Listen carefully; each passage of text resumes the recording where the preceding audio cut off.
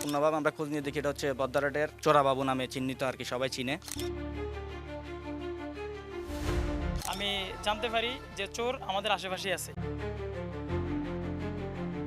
চট্টগ্রাম শহরটা যেমন কোলাহলময়, তেমনি কিছু অদৃশ্য ছায়া এখানে দিনের আলোকেও হার মানিয়ে দেয়। এমনই এক ছায়া বহদ্দারহাট এলাকায় দীর্ঘদিন ধরে ঘুরে বেড়াচ্ছে, যার নাম বাবু।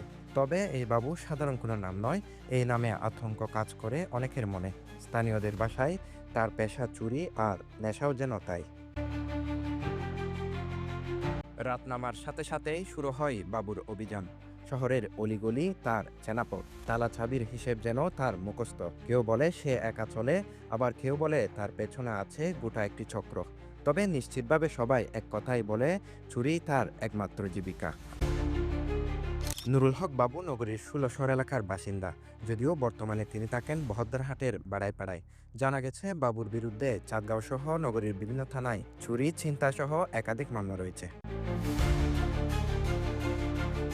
গত ২৬ জুলাইয়ের দিনটা ছিল অনেকের জন্য স্বাভাবিক, কিন্তু ১৪ নম্বর গ্যারেজ এলাকার ফাহিমের জন্য দিনটা হয়ে ওঠে দুঃস্বপ্ন।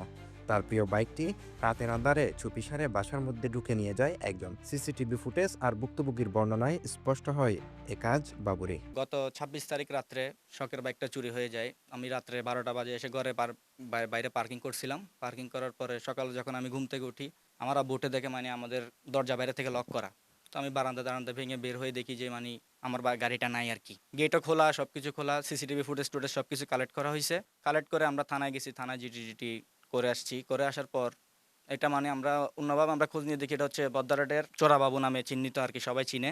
কিছুদিন আগে ওই আমাদের আবাসিক থেকে আরো কয়েকটা আরেকটা গাড়ি চুরি হয়েছে, প্লাস কারেন্টের তার কেটে নিয়ে গেছে।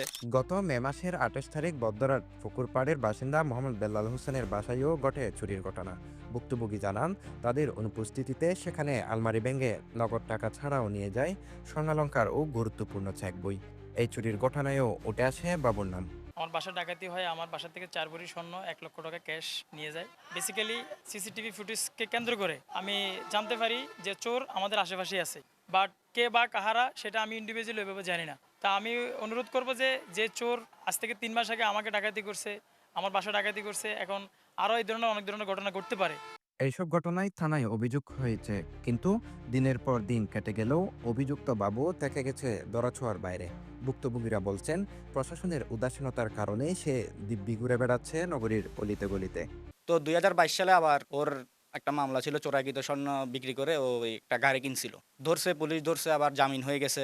কিভাবে ঘুরতেছে, এত কিছু করার পর সন্ত্রাসী ভাবে কিভাবে ঘুরে বেড়ায়, চুরি টুরি করে কিভাবে জামিন নিয়ে বের হয়ে যায় এরা। আমরা সুষ্ঠু তদন্ত চাই এটার। আমি চাঁদগাঁ থানায় জিটি করছি, এই জিটি অনুযায়ী আমি এখনো কোনো থানা থেকে কোনো রেসপন্স পাই নাই। এই চোরকে শনাক্ত করলে আমরা যে ঝামেলা আমরা পড়ে গেছি, এই ঝামেলা থেকে আমরা মুক্তি পাবো, দেশবাসী মুক্তি পাবে। তা আমি আহ্বান করবো, আমি এটা পরিপূর্ণ একটা কি, যেহেতু আমি বিচার পাই। পুলিশের দাবি, অভিযোগ পেলেই তারা আসামিদের গ্রেফতার করছেন।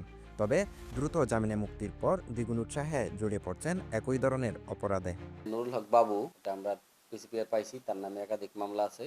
আমরা কিছুদিন পূর্বে তাকে একবার গ্রেপ্তার করে বিজ্ঞ আদালতে প্রেরণ করেছিলাম। আদালত থেকে সে পরবর্তীতে আবার জামিনে আসছে। এখন আবার তার বিরুদ্ধে কোনো এলিগেশন পাইলে আমরা আবার তাকে গ্রেপ্তার করে বিজ্ঞ আদালতে সোপর্দ করব।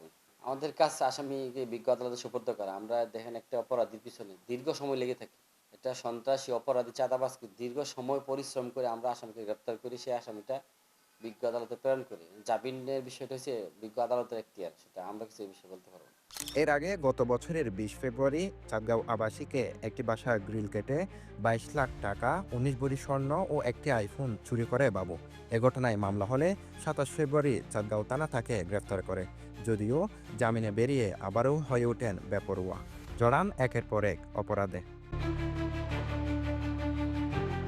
অপরাধ বিশেষজ্ঞরা বলছেন, চুরি, ছিনতাই, মাদক, দস্যুতা ও ডাকাতির প্রস্তুতি সংশ্লিষ্ট মামলায় গ্রেফতারকৃতরা যাতে সহজে জামিনে মুক্ত হতে না পারে, এই জন্য কঠোর আইন প্রয়োজন। সুষ্ঠু বিচার ও শাস্তি না হওয়া পর্যন্ত জামিন বন্ধ রেখে আইন করার পরামর্শ তাদের।